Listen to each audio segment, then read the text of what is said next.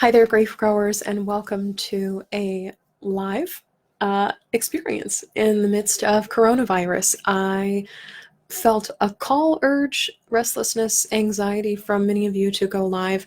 If you see me looking in multiple directions, I'm live here on Facebook and I'm also live on Instagram. I didn't know I could do both of these things at the same time, but I've got my computer here and my phone here, so I'll be taking questions, thoughts, comments, concerns from all of you about everything. I think this is a very scary, uncertain, overwhelming, unknown time in the world. It's a strange time to be alive. Needless to say, it's a strange time to be alive and grieving simultaneously. Many of you who are watching or who will tune in a bit are grieving losses in the midst of coronavirus, or are fresh into your grief, or coronavirus is bringing up its own set of anxieties, griefs, losses, memories, triggers, things for you as well. And so what I want to talk about today is anything that you want to talk about. So please leave some comments. I'm reading comments from both Facebook and Instagram right now as you would like to share them. As it relates to grief, anxiety, the unknown, living as a grieving person in the midst of coronavirus. And I also want to just validate and affirm some things here for you today as well. I'm going to launch a poll. So if you're watching on Facebook, it would be great if you could answer it, and maybe I can help in some specific ways there. Let's see if I can get this to go for us. Publish right now. So the big question right now for me is, what are you the most concerned about? Are you most concerned about grieving while social distancing, so being away from other people and grieving, whether you can't go to a grief support group anymore, whether you can't be in the same room sharing stories with people who are grieving, whether you can't go to bookstores or your therapist or other places that you might have previously gone for support? Are you struggling with dealing with the anxiety and uncertainty of all of it? Because it's kind of a huge, crazy thing that's happening that has more questions than answers, and that in itself can be anxiety inducing, along with the anxiety of already grieving a loss? Or are you struggling with feeling surrounded just by loss in general, surrounded by the numbers, surrounded by the statistics, surrounded by people who feel like they're losing, they're having things taken away from them, they don't know which way is up? And in that sense, I'm like, oh wow, I'm in the middle of a whirlwind that looks like loss, grief, anxiety, the unknown, etc. Louisa says, I can't stop long, but thank you, Shelby, for continuing your amazing work in the world. In this weird, strange world, we need as much kindness and insight as possible. Your work is so needed. Hugs and love. Thank you, Louisa, for signing on for a little bit from the UK. So hello to everybody tuning in from the UK. Louisa is a wonderful resource over there if you're looking for support in that area. Thank you for tuning in with us today. Yeah, absolutely. And saying hello to everybody who's joining us on Instagram as well. I've got two windows open. I've got Facebook and I've got Instagram. So if you have questions, comments, concerns, remarks about coronavirus, or resources that you'd like to share that have already proven helpful to you, we can make this a format for that as well. And I will be here until 3:30 Central Time, so about a full hour to hold space for the zaniness, the uncertainty, the endlessness of coronavirus as it is coming every single day. It's almost like I get this image of being thrust up on a rock, kind of helpless, and the waves just keep beating and beating and beating. There's no time to take a breath. There's no time for air. There's no time. And yet, what we are all required to do is give ourselves all the time in the world. So we're required to shelter in place, to stay home, to social distance ourselves from presence with others. And all of a sudden, we're looking at endless stretches of time. And yet time is compressed in this way that feels like there's always news, there's always more information, there's always something happening. And so something is being warped right now with coronavirus, with time, with life as we sense and understand it. Yeah, absolutely. Erin says, hi, everyone from Vermont. And so tuning in from another place in the world as well. Looks like, according to the poll, dealing with anxiety and the unknown is in second place. Feeling surrounded by loss is in first place. So this sense of, I am literally surrounded by grief, loss, people dying, the numbers increasing. This sense that things are getting worse. What happens in your body? What happens in your senses? What happens in your heart and your mind, in your fingertips when I say it's getting worse? what happens when I say things like that? And of course, this is not true for the entirety of the world. We do know that things in China are improving as of right now. But what happens in your body when I say things are getting worse? Things are getting worse where I live. I live in Chicago, and things are doubling, things are tripling, things are buckling down for many, many reasons. And it's hard to be alive right now. It's hard to be alive and grieving right now, and having this sense that I am surrounded by things that are taken away, being surrounded by numbers that are increasing, and that's bad. Yeah, absolutely, holding space for all of that. Yes, Kim says, hi everyone from an about to be sheltered in place ordered Chicago. Yes, so Kim is also in Chicago, where I am located as well. I didn't know that we're about to be sheltered in place, so I'm glad that I know that. As a result of her post, I'm expecting that. Today is the last day that I'm spending here in my office space in downtown Chicago. I purposely took safe travel to get here. I did not take public transportation to get to the office today. I will not be taking public transportation home. And yet I know that each time I leave the house, I am exposed and exposing simultaneously.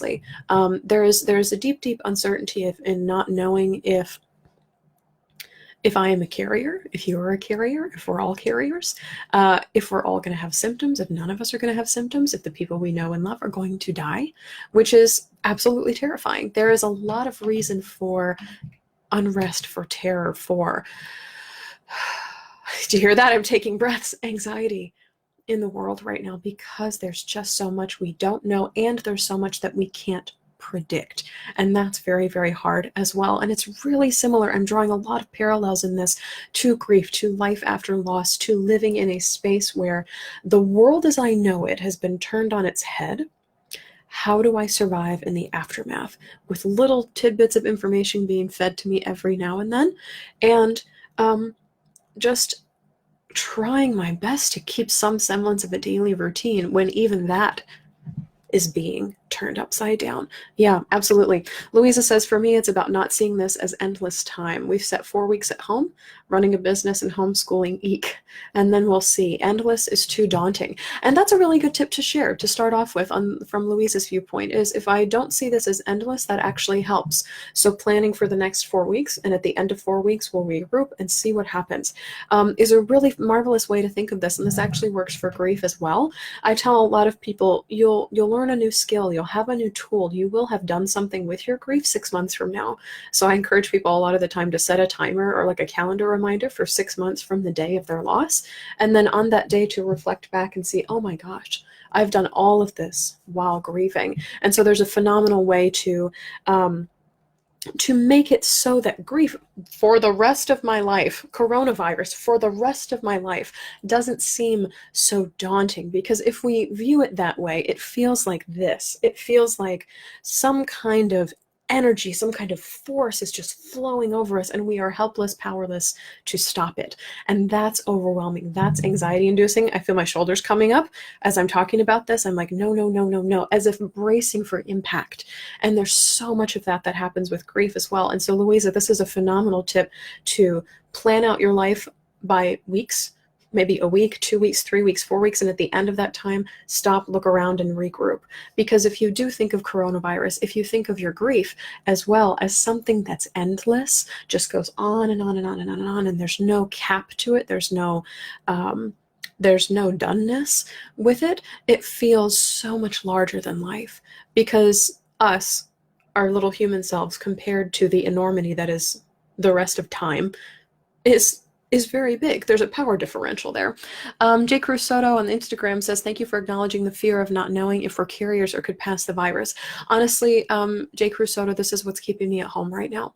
That fear that I could be the cause of someone's sickness or death is absolutely terrifying. And to understand that I could have that much power, ability, and just like possibility contained inside of me to affect the rest of another person's life is what's keeping me at home and indoors. Again, this is the last day I'm going to my office space in downtown Chicago, and from here on out, I am also sheltering in place. Kim says, warped and shifted. Yes, so much is shifting. So much loss is happening. Rahel says, I'm living in Spain and I locked the house. I've struggled that I can't do sports outside because it helps me to endure my grief, and no one knows how long this will take. Yes, and there is an intense fear. There's an intense anxiety. There's a tension in the fact that we just don't know. We just don't know. We don't know how long this is going to go on. We don't know how long normalcy will be disrupted. We don't know how long we're going to be hanging by our heels in the basement. We don't know how long everything is going to be upside down in this way. And it's enormously frustrating. And the only thing that's getting me anywhere through that space is the recognition and realization is that no one knows what's going to happen, in the sense that Rahel, you don't know what's going to happen. Louisa doesn't know what's going to happen. I don't know what's going to happen. And so it's not like anyone has more information than anyone else, because we're getting it as it's being delivered to us. It's like when they know, we know. And yet it's simultaneously frustrating to not know.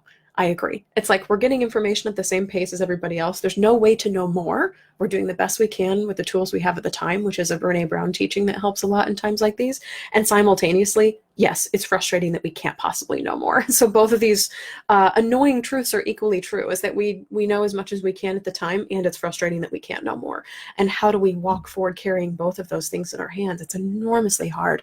Elena says, currently I'm so afraid of maybe carrying the virus and infecting others who could potentially die.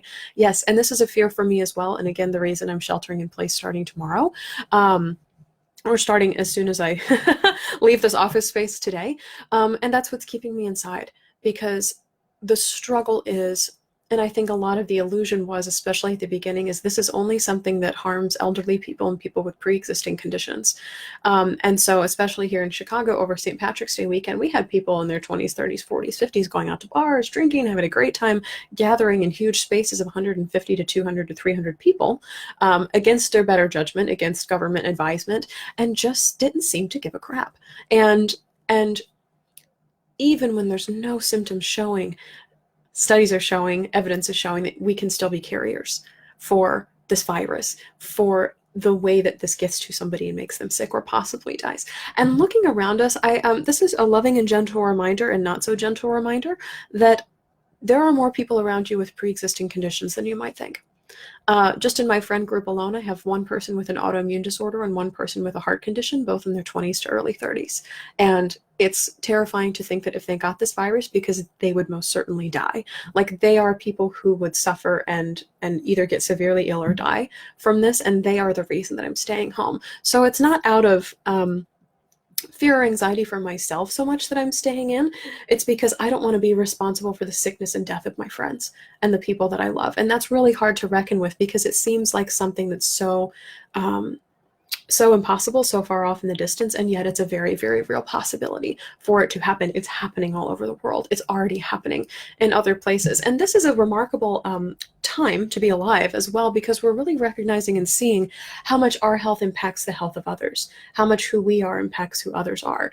And that reason, and that reason alone, is enough to stay indoors, to practice social distancing, to get all of your supplies and be still. Be still, don't move. And the other reason is that our healthcare systems are severely lacking and overwhelmed right now. So they are lacking in supplies, they're lacking in tools, they're lacking in information, just like the rest of us are, and simultaneously they're overwhelmed. They are also carrying two realities in each hand. And anything that we can do to make their jobs easier is going to make this curve of coronavirus pass a lot faster. People talk about flattening the curve, and I know what that means. I'm scrolling through some comments here on Instagram. Alina says, I'm working as a caretaker for an 11-year-old girl with zero immune system, so I'm isolating besides still working for her, but it gives me so much anxiety. And I think that's really valid. The thing that's happening right now is that studies are showing that children are bouncing back a lot faster than adults, but they haven't talked about children with immune disorders. So it's reasonably, yes, like I'm pointing at what you're saying right now, Alina, and saying, yes, that's real. Yes, that's true. I have no further information for you. And I don't know that anybody else does on this call either. But so much of what we can do for ourselves right now in terms of affirming the anxiety that all of us is feeling, is pointing to it and saying, yeah, that's real. It makes sense. A tool that I use in my online course called Life After Loss Academy, which we just wrapped our 12 session of the 12 weeks, is a tool called Of Course. Looking at yourself in the mirror, looking at other people who you're having conversations with and saying, of course it makes sense you would feel that way. It makes sense that you would be afraid of infecting the girl that you're working for whose immune system is compromised. It makes sense that you're anxious about staying inside when you really need to go to AA this week. It makes sense, or of course, you would be afraid about going to a grocery store, even though there's only like the people that work there anymore. Though even those places are deserted. And then for my world in my life, I'm not riding public transit anymore. Like, of course you're not riding public transit anymore because it feels unsafe to do so. And so you can validate yourself using the words, of course, or you can validate yourself using the words, it makes sense that, and then continue. And then as people are continuing to bring up anxieties with you about being afraid, or being uncertain or being anxious in these times, you can use those words to really affirm what people are going through, because we're all experiencing the same thing. I think we're just using different language for it. Yeah, absolutely. Healthy Made Well says we're all connected, and I love that your Instagram handle affirms that as well. Healthy Made Well, absolutely. J. Cruz Soto just used some affirming language. He said it's very real. It's a very real fear, and it's okay. You are not alone in isolation. Absolutely. Aloneness is definitely a trigger for grief. Absolutely. Healthy Made Well, this is reminding us that we are all connected. Yeah, absolutely. More so than we think. And Healthy Made Well says, my son is working at the grocery store, and I pray daily for his health and safety. I also have friends who work at grocery stores as well. And I am nervous because the amount of people that they're coming into contact with is greater than just about anybody else right now. They are, aside from our medical and healthcare professionals, they are the people who are coming in contact with the most people right now. And with, at least in the United States, with their minimum wages, with no benefits, they are the least protected among us. And so it's exposing some very real flaws in our healthcare system, our financial system, our economy, that we have never, people have been yelling about this for a while, but it has never seen the light of day in this way before. And so something is coming up. Something's coming up here. It's like we are bringing a massive amount of issues to the surface in the midst of dealing with a pandemic that none of us has ever seen before. And so there's a lot happening. So if you're just overwhelmed by the sheer mass of everything that's going on, you are also not alone. That is a reality for me, especially right now. It's like I'm on information overload. It's like the more somebody tells me about coronavirus, you start to pull apart the threads or the tapestry of it anywhere, and you get this unraveling of like, this issue connects to this issue, connects to this illness, connects to this person, connects to this child, connects to this healthcare professional, and it's all tangled in there. And that alone is reason for anxiety. It's like, look at this huge thing we have to untangle. Look at this thing that has dropped in our laps that we don't know how to reckon with. A, because we've never seen it before. It's a foreign object. We're like, we don't know. We've never had to reckon with anything that looks like this before. But B, because it's just so big. The whole of coronavirus and its implications for the larger world, how we're all connected, our healthcare systems, our financial systems, whether or not we've ever had to parent our children before because all of a sudden our children are home. There's so many holes and pieces and places of this that are unfixable for the time being, or they're not easily repaired. And being suspended in that place of, we have answers, but everything can't happen today, is also cause for anxiety, concern, uncertainty, alarm, and unrest. Yes, the answer to all of those things you are feeling right now is yes. Aaron says, Jewel, the singer, talks about how we can either be dilated or contracted, and how every thought or feeling leads to one of those two states of being, and that we can't be both simultaneously. I'm feeling immensely contracted, trying to take it 1 week at a time and reassess weekly. I like this of breaking it into chunks of a week. I'm also amused by dilated or contracted because the instant visual that came to me is like childbirth. It's like we're either having contractions or we're delivering children. And I know that's not exactly what you meant. It's probably not what the singer Jewel meant either, but it's this notion of I'm either expanding or I am shrinking inwards. And this visual of I am either expanding or shrinking inwards. And let me just validate right here and right now, it's okay that you're shrinking, guys. It's okay to be in a place where I am anxious, I am closed off, I am scared. The place where it gets, like, it makes sense that you would be there right now. people who are not anxious, concerned, scared, contracted in some way, as Erin was sharing, I'm like, I'm concerned about who you are and how much you give a crap. I'm concerned about how much you care. I'm concerned about how much you know and understand about how what you're doing affects everybody else around you.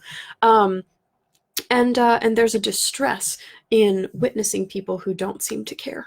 And even that can make us feel even more helpless, hopeless, contracted, anxious, etc.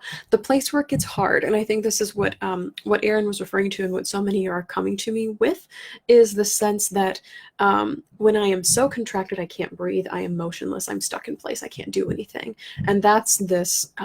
The image I always share when I work with one-on-one clients is this: a horse on a mill that's tethered to like a wheel and just walks in a circle all day. And it's like I'm having the same anxious thoughts over and over and over and over and over and over and over again. And the trick to unlocking a pattern like that, or a habit like that, or continuing to see the bad in the world, or continuing to see the stressful in the world, or continuing to see how much people just don't give a crap, is to put a boulder in the road. And so the horse is forced to stop walking and either stop or go in a new direction. And this can shift how you see yourself in anxiety. I'll do a quick plug right here and say that I've just released a course about grief and anxiety. It takes less than an hour to complete. It's called Dealing with Anxiety and Grief. It's over on my website, shelbyforsythia.com, and it's just $10. So if you have $10 to spare and would like to take this course, there's 3 different exercises in there that help you put a boulder in the road of anxiety, and they might be helpful for you in your grief. If you're looking for something that's free, the episode of Coming Back that I released this week has a 15-minute meditation in there about dealing with uncertainty in the midst of the coronavirus. It's the finale episode for season 8. But instead of like drawing on a major theme from the whole season, which I usually do in the finale episodes, I was like, we need something that grounds us right now. And so I literally channeled. I was like, what do I need to hear? What do I wish I could say? What do I wish was acknowledged in the midst of all this? So the first part of the meditation is acknowledging disappointment. Life has been disrupted, and it sucks that things have been disrupted. And I'm disappointed. Events are canceled. Travel is canceled. I can't go to school. I can't go to work. I can't go to the grocery store without being afraid. And so there's this layer of fear on top of everything, and that's disappointing, that things have been undone in the way that they have. The next thing is acknowledging fear, anxiety, uncertainty, and looking it in the face. There's a piece of the meditation where I ask you to meet these emotions face to face instead of the pushing that I think that so many of us do to get rid of anxiety, fear, which in reality is just burying it. It's not getting rid of anything. And allowing that anxiety and fear to dissolve into something else that actually benefits you.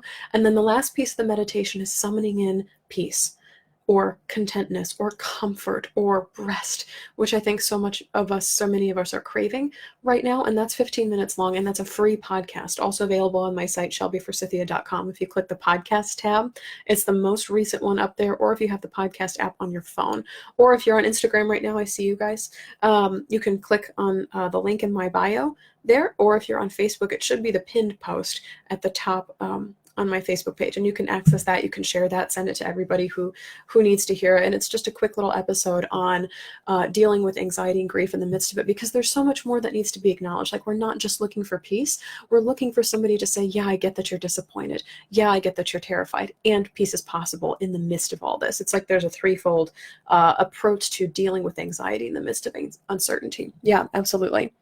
Facebook, Kim says, not only carriers, we all need the hospital system. Anyone can have an accident and need a functioning, not overwhelmed hospital. Yeah, and hard decisions are having to be made right now by the world, whether or not people get admitted or not admitted to the hospital based on whether or not they have coronavirus, how old they are, and whether or not they think they're going to die. And that's enormously hard and enormously scary. And there is, let me say this before I forget, there is a specific kind of grief, a specific kind of trauma, a specific kind of memory that only people in the healthcare system, only people who lose a loved one to coronavirus, only people who are on the ground level right now and working in the thick of it will have. And for as much as people are making memes about coronavirus, for as much as people like me are making meditations and woo-woo stuff to deal with and ground in the midst of coronavirus, we have to acknowledge that there is a very real fear, anxiety, grief, post-traumatic stress disorder, and just an overall mourning that's going to happen from our fellow humans who are dealing with this boots on the ground level. There are people who will feel the aftershocks of this into the future. And for as much as people make jokes about it, for as much as people are trying to help in the midst of it, there are some people who simply cannot be helped right now, and there is grief in that. They cannot be helped because they are helping. And there is grief in that. And so if you know a healthcare professional, if you can check on someone in your life, don't do it right now, maybe, because they're overwhelmed as is, but set your calendar for a month, 2 months, 3 months, 4 months, 5 months, a regular reminder to touch base with them and say, hey, I remember that this happened. I haven't forgotten that this affected you. I remember this season when you were overwhelmed, burned out, not sleeping, dealing with crises, having to turn people away from the hospital because they needed to treat people who actually might die. Instead, I remember this season of your life. I'm a witness to this, and I'm checking on you, and I want to make sure you're okay. And then leave the door open to whatever they have to say, whatever they have to lay on you.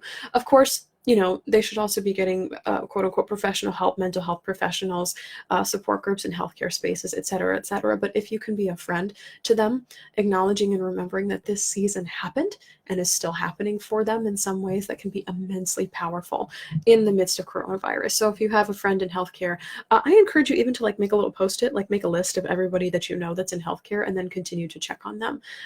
As time continues, as time goes by, they may not respond right now because it's way too overwhelming, but to know that you see, appreciate, understand, recognize, are honoring the fact that they were playing the roles that they were playing in this season of life for all of us, vastly important. Yeah, absolutely. Joy says, be still. And Brene shared FFT or TFT, which is another type of permission giving. Joy, I wonder if you can elaborate for us on that, because those are not terms I'm familiar with. FFT or TFT, which is another permission giving. Yeah, I'm not entirely sure what that means, but if you could share that with us and it's a helpful tool for you, I would love to hear about it. Another helpful tool that I stumbled across yesterday is a meditation from Elizabeth Gilbert. She did a meditation on an app. Oh gosh, I can't remember the name now. It's not Calm, it's the other one. It's the other meditation app. But she does a 20-minute meditation about talking to fear, addressing fear, speaking to fear in times of uncertainty. And it's really incredibly powerful and helpful in again, kind of this visual of looking into the face of fear, really seeing and understanding, and bumping up against this thing that absolutely terrifies us, the reality that we're living in right now, and writing fear a love letter in the sense that, I'm here for you. I will never leave you. Of course you're feeling this way. I love you. I see you. I know you're just trying to protect me. Thank you. I'm still here. And speaking to our fear, our anxiety, our uncertainty in ways that comfort it, as opposed to ways that are angry. No, I don't want you. Go away. I don't want to be feeling this. I'm scared enough already. And all of these things in ways that we normally speak to our anxiety with is this resentment of I hate you're here. I can't believe you're showing up. How dare you have the audacity to be near me at this point in time. And yet what we don't understand oftentimes is that anxiety is showing up as a messenger. Anxiety is showing up for us because we feel unsafe. For many of us, it's going so far as, oh my God, I might die from this. And that's a reasonable anxiety to have right now. Part of it right now is all my routines have been disrupted. The things I normally do to ground myself are being taken away. It's like somebody steals the rug from out from under you, and then they steal the floor, and then they steal the foundation of the house, and then they steal the dirt, and then they steal the earth, and you're falling and falling and falling and falling. You're where are my foundations? Where are my tools? Where are my coping mechanisms? Where are my friends, my family, my books, my podcasts, my work, my routines, my walks? Where is all of that? And it's a level of disruption that is cause for anxiety. I know for me in spaces like this, I'll often try and treat myself like a child. And it helps develop self-compassion in times like these, in the sense that if I was caretaking a 5-year-old and she was really anxious about the world and having all of her routines disrupted and not getting to go to school and not getting a snack at 3 o'clock in the afternoon and not getting regular nap time and not getting to go outside, yeah, of course she would be upset. Of course she would be anxious. Of course she would not understand. Of course she would feel like she didn't have enough information. And those are all the exact things that I'm dealing with right now, and the stories that I'm telling myself right now is all of my routines have been disrupted. I've lost my jobs. And this is the thing that I'm doing right now. And I don't know what's going to happen next after this. There is massive uncertainty in um, not getting to live the life that you've structured for yourself, having that taken away. Yeah, absolutely. Yeah. Oh, thank you, Joy. Okay, so Joy responded and said TFT is a terrible first time.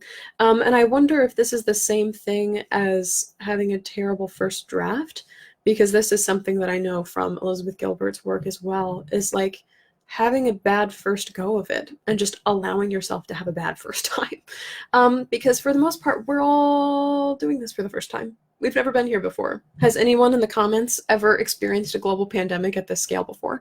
Don't know. Don't think so. Don't know that to be true.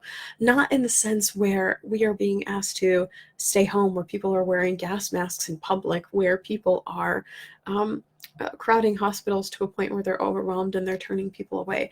Not where our economy is falling apart. Not where, you know, also not where we have technology. We have things like this to connect with each other, and we've also never faced a pandemic with these tools before. And with this much information, with technology comes great amounts of information that we never wanted to know. And there's grief in that as well. And just giving ourselves permission to have a first time.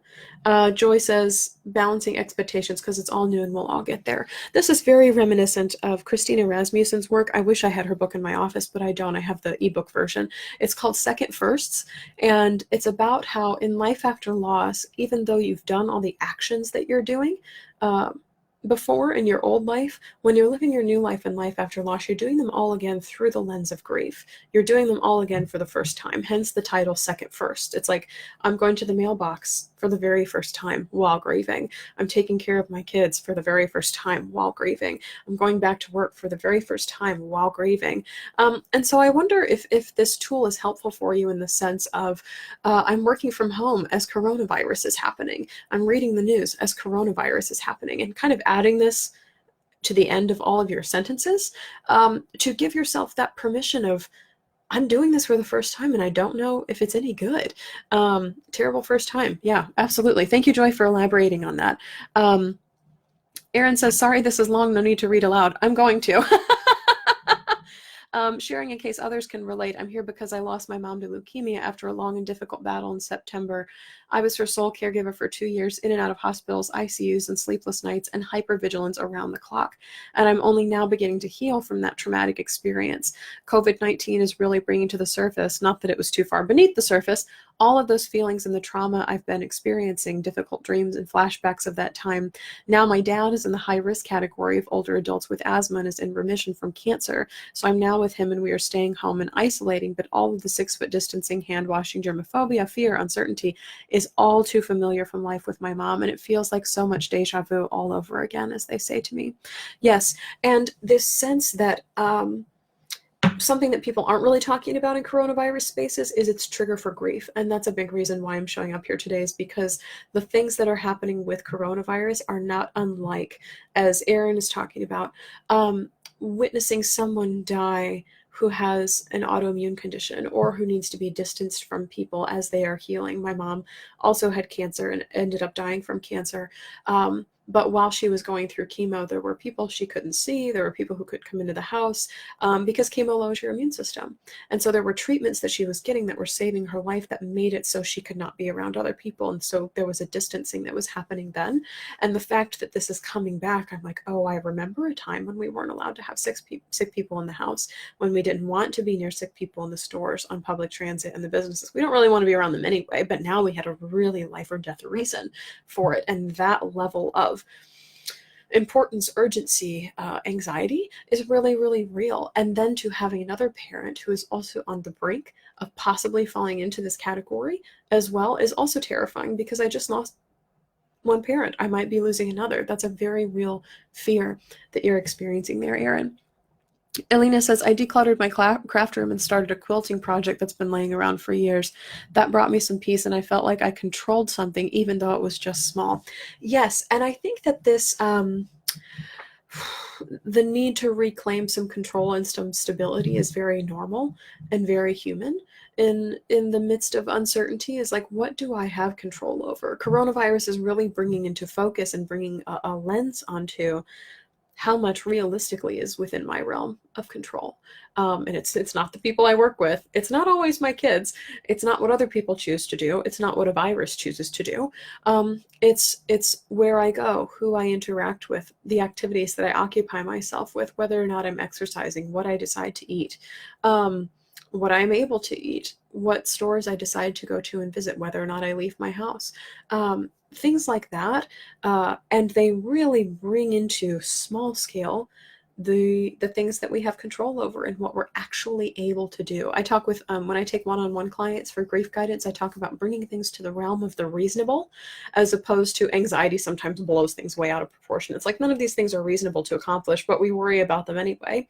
And so if you shrink your thinking to like what is actually possible for me to do in the world, there's a whole lot less to be anxious about because you only control so much. I think Oprah kind of slants toward this in some of her work where she talks about what I know for sure. And it's like all these things I know for sure. I'm working on a quilting project right now. That I know for sure. The latest stats on coronavirus, I don't really know that for sure. So I can't worry about it. It's not within my realm of reason. It's not within my realm of control. And for some people, this is going to be a lot easier than it is for others to say and understand. For some people, knowing what's in the realm of the reasonable is helpful, but it doesn't keep them from worrying about the larger things. And for some people, knowing what's in the realm of the reasonable is like, okay, this is where I plant my feet, and everything that's not this doesn't matter. And that's really helpful in the midst of anxiety when you're trying to deflate your body and your system. Yeah, absolutely. Joy says they say it takes a caregiver 3 years to recover. I never put timestamps or numbers on anything, especially as it pertains to grief. I think it depends on how long you've been a caregiver, your experience as a caregiver, whether it was really traumatic or what you expected. Sometimes when things aren't what we expect, they can be a lot more traumatizing to us. And I think, too, it depends on your relationship to the person who dies as a caregiver or how many people are dying. I think 3 might be a reasonable number, and if there's caregivers on this call, maybe they can speak to that as well. But I hesitate to put concrete numbers on anything. That's like people saying it takes a year to get over grief, and I don't agree with that at all. Yeah, absolutely. Kim says, thank you, Erin, for giving all of this voice. Rahel says, thank you, Erin. I can relate as well. So there's a lot of people here and now who are recognizing that coronavirus is triggering. I'll share a little bit of my own triggerings in this, in that, in a twisted, warped way. I'm enormously glad my mom isn't here to see this. I think this might be the first time that I've been grateful that she's died, except for when I got a tattoo because I knew she couldn't yell at me, and that was funny. This is not funny. I am enormously grateful that she's not here to see this. She's not here to have to survive this after all she'd been through. And there's an enormous amount of, gosh, not peace, but there's like a perverse gratitude in here of like, oh, thank God my mom will never have to see this. Simultaneously talking about carrying 2 truths forward in the same hand. There is a despair in not being able to call her. She's never seen this before, so I had no idea what she would do in the midst of coronavirus. I know she wouldn't be a toilet paper hoarder, but that's about all I know for sure. And so there's a twisted gratitude, and I'm so glad my mom isn't alive to see this, and a despair in, I can't believe I can't call her and check on her. I'm trying to check on a bunch of my friends and family members and stuff every day and kind of rotate and churn through the list of people to stay in touch with in the midst of all this, including you, which is why we're all here today, grief growers. But it feels so strange to skip over her name in my phone.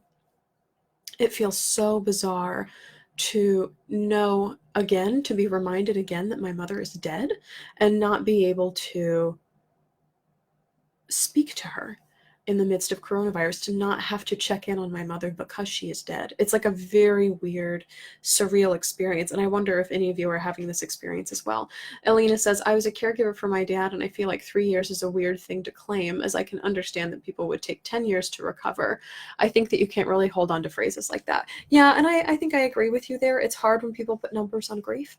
Of it takes you 3 years to recover from this. Some of the worst advice I ever received after a breakup was, for as many years as you knew the person, that's how many months it takes to get over them. So if you knew somebody for like 2 or 3 years, it would take you 2 to 3 months to get over them. I'm like, that's the biggest pilot CRAP I've ever heard in my entire life, because it took a lot longer. There was a lot to untangle, and especially with sudden and traumatic breakups, with breakups that were unexpected, with losses that were unexpected.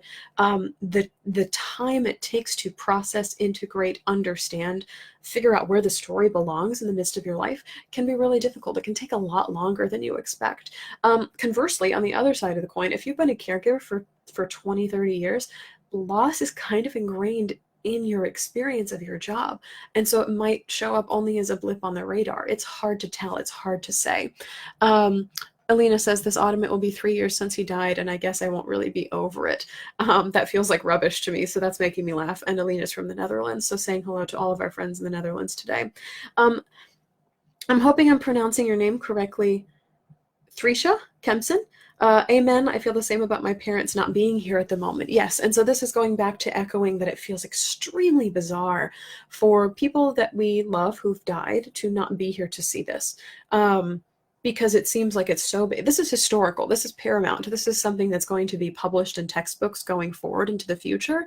And for people who we love who've died to not be alive to see this, it's like everyone's alive to see this. We're all experiencing this together. For them to not be on the face of the planet right now is so wild and so weird to think about. That they're not actually here having this experience with us, because to us the experience feels so massively big, so tangible, so real. It's the life that we are living right now. And yes, on one hand, it does feel weird to not have our loved ones with us every single second of every single day. It feels weird to not have them on the planet, period. But it feels even weirder to not have them on the planet when something so big that's affecting the whole planet is happening. And so there's a really strange weirdness here. I'll remind people that are just joining the call, especially if you're on Facebook, there's a poll to answer with what are you most concerned about right now. The first thing is grieving through social distancing, so being isolated from support groups, mental health practitioners, etc. Second thing is dealing with anxiety and uncertainty, which it sounds like is the hardest thing for most people right now. And the last thing is feeling surrounded by loss, the data, the numbers of dying, death, and just feeling like you're losing things all the time, losing access to things, losing abilities, losing freedoms, losing privileges as well. And those are their own kind of losses. I just want to affirm you. A lot of people are calling social distancing like a first world problem, like, oh, boo-hoo, we have to stay indoors with plumbing and air conditioning and Netflix, like, oh, boo-hoo. I'm like, no, there's a reality in having to stay put where you are. There's a reality in not being able to resume, continue, have the freedom to have control over your routines, where you go in a day. There is a loss of autonomy, freedom, ability that happens when we are asked to stay still. Yeah, absolutely. I'm hoping I'm pronouncing your name correctly. Dr. Lanika on Instagram says, I do experience this too, Shelby, and I feel both relief that they can't suffer through this and at the same time immense grief that they're not here to talk with and share tangible love and support. And this, again, is speaking to my loved one is not here and coronavirus is happening. Like, holy shnikey. Like, what in the hell is happening in the world, and my person's not here to see it. There's a bitterness in that. There's a gratitude in that. And again, it's holding these two realities in the same hand. And I suppose what I'm really trying to get at through the midst of this whole call is like, it makes sense that you're anxious. It's okay if you're not. Like holding these two realities of like, I'm terrified, I'm grateful to be home. I can't believe my person isn't here right now, and I'm so glad they're not here to see this.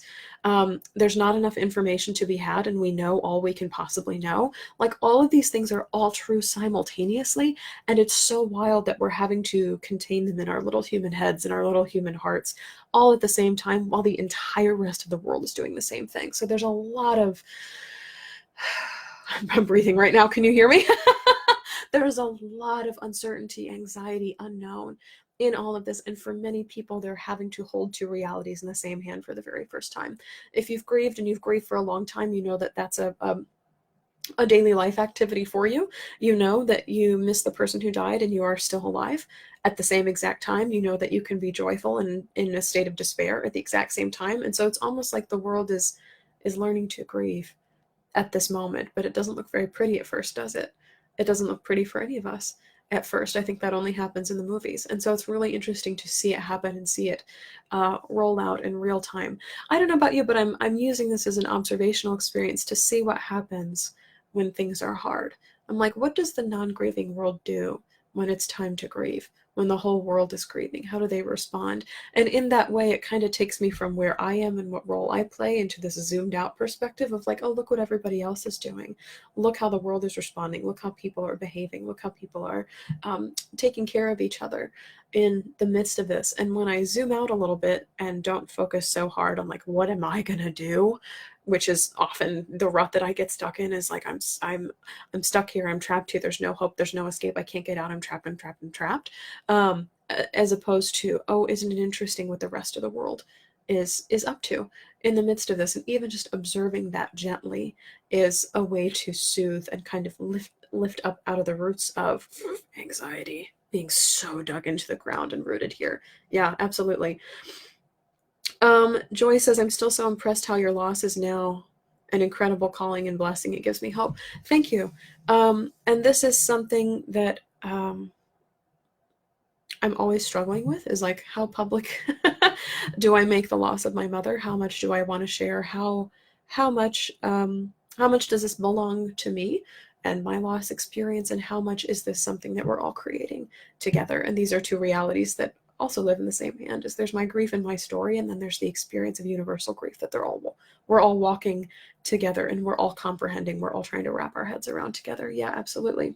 Thresha says, I'm struggling right now how everything is coming to a halt, but yet in the moments, hours, days, etc., following my parents' death, that is all I wanted. I wanted the world to just stop for a moment, and it wouldn't, but now it is. I hope this makes sense to someone. Yes, it does. And what's interesting is that just a few hours ago, somebody posted this. I have a private Facebook group called the Grief Growers Garden. If any of you are interested in joining, you can come find me, come find us there. Somebody literally just posted that a family member of theirs died, and all they wanted was for the world to come to a stop. Because when somebody you love dies, the world ends. The world as you know it ends. And for you to walk outside and birds to be chirping, cars to be moving, businesses to be opening and closing, the sun to be rising and settling, it's like, it's baffling in a way to walk out the door, and I'm like, life is continuing. My life is continuing. Their life is continuing. Life in general is continuing. And there's a,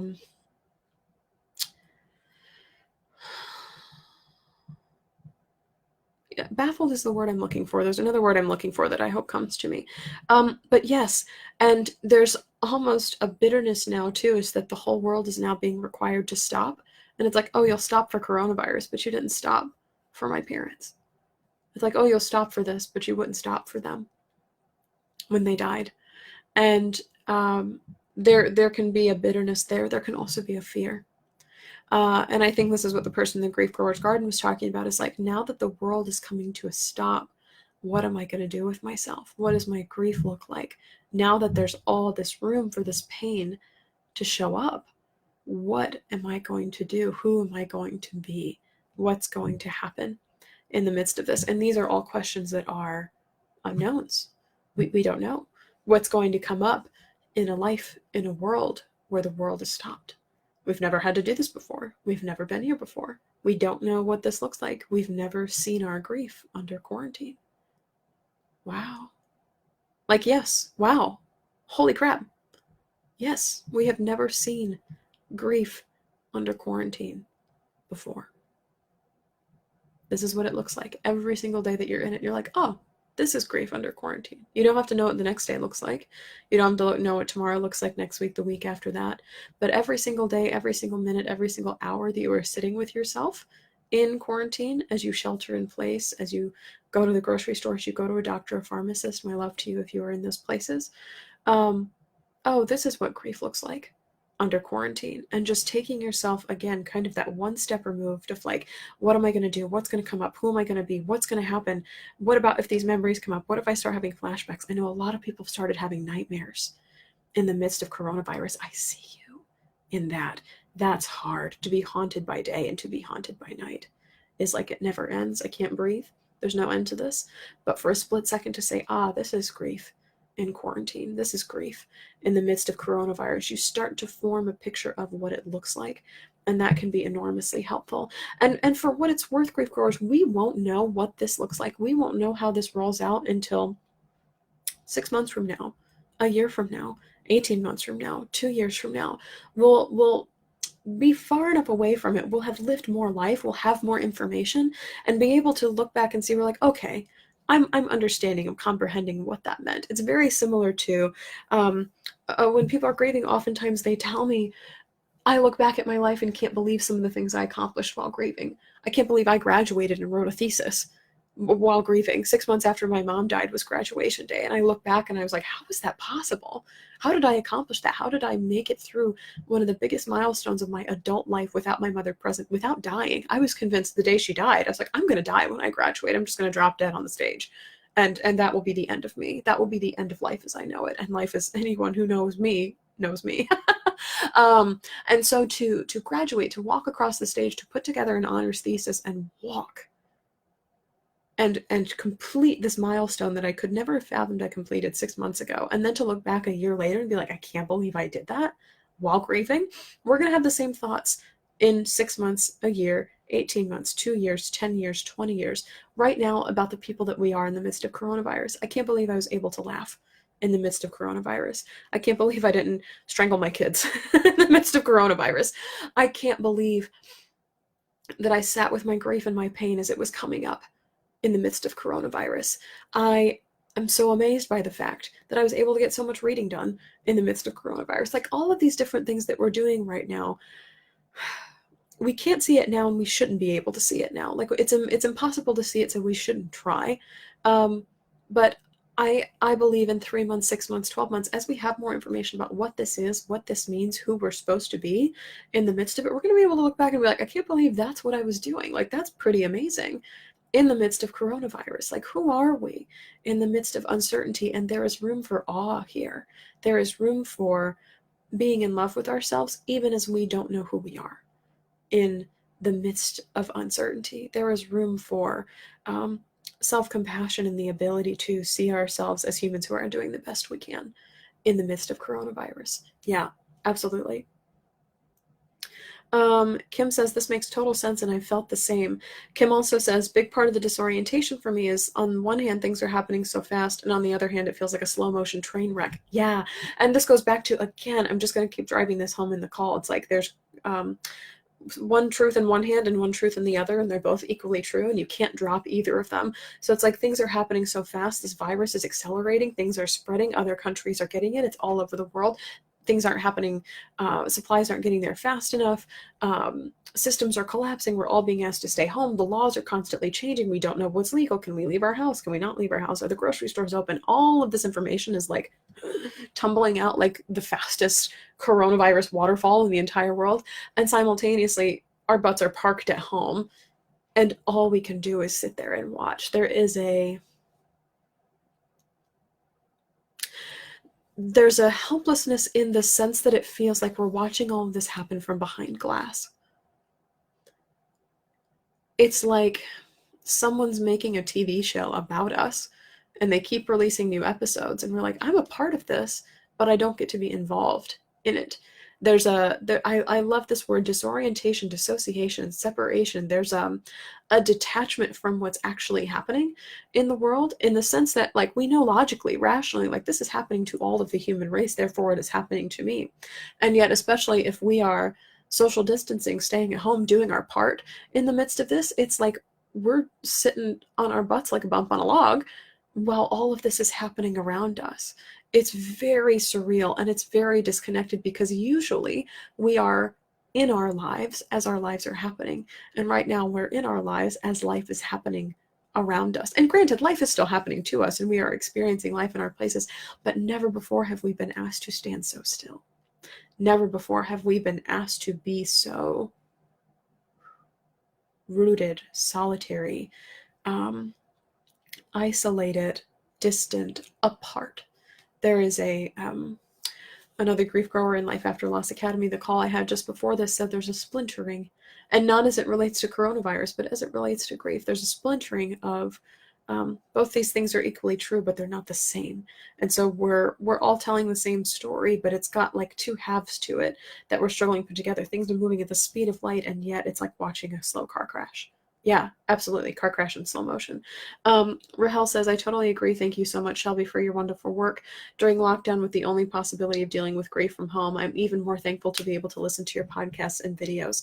Yes, and this is a spot, we've got about 7 minutes left on the call where I'll plug all of my resources again. 90% of the work that I do is free, and it's available to access at shelbyforsythia.com, as well as Apple Podcasts, Spotify, Stitcher, wherever you get your podcasts from, as well as free articles on medium.com. You can also access videos on YouTube. I've done Facebook Lives in the past. You can see me actually talk about grief and loss on YouTube if that's helpful to you. I've done everything from if you're a partner to someone who's grieving, like tips for that, how to comfort someone who's grieving, dealing with hospice care for the first time, dealing with sex in the aftermath of loss, which is a hard thing that not a lot of people talk about. A lot of different topics you can find there. Those are all on YouTube. All of my backlog of podcasts have coming back. You can start from the beginning and continue listening. They're evergreen. They're about different kinds of loss. They're not about what's happening in the world, with the exception of the coronavirus meditation. And that's the most recent episode of the podcast. You can find that on my website or wherever you get podcasts, or on YouTube. That's all free as well.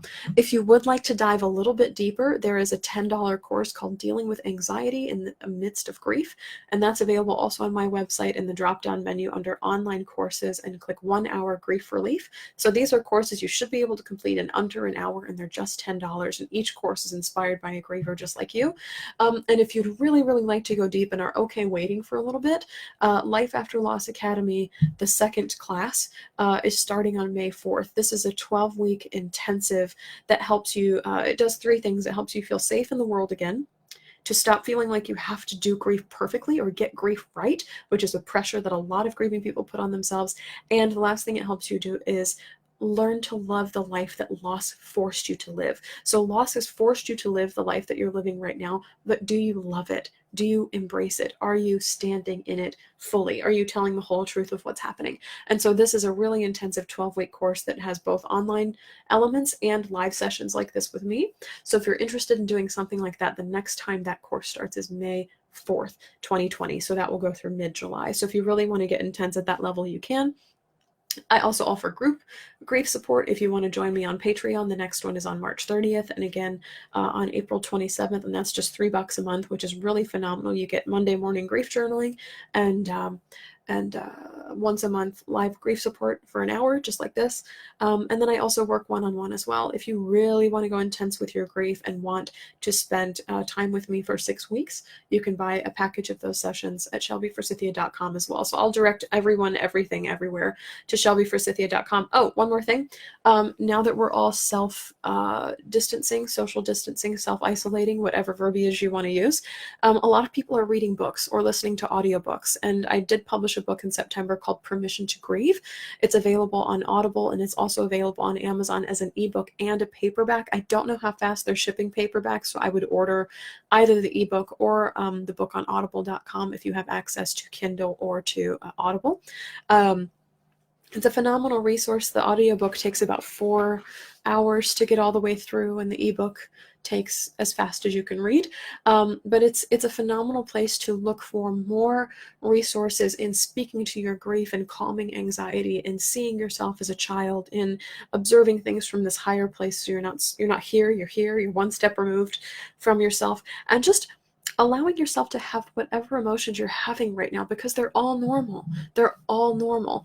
One of my favorite interviews on Coming Back, I spoke to death doula, Alua Arthur, and she has been doing death doula work for years and years and years, and she said, I've never seen an expression of grief that wasn't normal. And she's seen across the spectrum expressions of grief. And it was wonderful to hear that from her, because it just really validates the fact that no matter how you're feeling right now, somebody else is feeling it too. Somebody else is okay with this. Somebody else is in this place, in this space with you, and expresses their grief in a similar way. So you are not alone. Oh, gosh. Grief Growers, this was wonderful. Thresha says, may sound crazy, but I'm not scared because I know I have angels waiting. I try to utilize that as my peace now. I hope others can do the same. Perspective is so helpful right now. I'm trying to stay in communication with my mom. I don't know if I refer to her as an angel, but yeah. Kim says, it also feels a lot like cancer treatment, all the info and stress and adjustments and decisions, and then hours in the chemo chair, weeks waiting between appointments. So drawing parallels between that and cancer. Aaron says, I can't recommend Life After Loss Academy highly enough. I won't read this whole comment, but I encourage you to read Aaron's thoughts. I've just completed it today, and it was everything I needed to process my grief. Rahel says, good to know. I will sign up. Thank you. Yes, so if you go to shelbyforsythia.com, there are tabs for absolutely everything. There's online grief support where you can get group or one-on-one. There's online courses where you can do Our Grief Relief, which is short and sweet, or you can do 12 weeks of Life After Loss Academy. You can access the podcast. You can access my blog. You can access videos, articles. Literally everything lives at shelbyforsythia.com. And I see on Instagram, I'm getting the grand countdown of you only have 45 seconds left on a live before they cut you off. So with that, I will sign off for the day. Of course, my inbox is open to you, Shelby at shelbyforsythia.com, my DMs on Instagram, and the Grief Growers Garden on Facebook as well. If you'd like to post a message in there, I'm in there just about every single day. I am seeing you, hearing you, acknowledging you, and validating you in whatever you are feeling right now. Grief, anxiety, the midst of coronavirus, all of this is new. We are in the midst of the unknown, and it's okay to be wherever you are. I see you.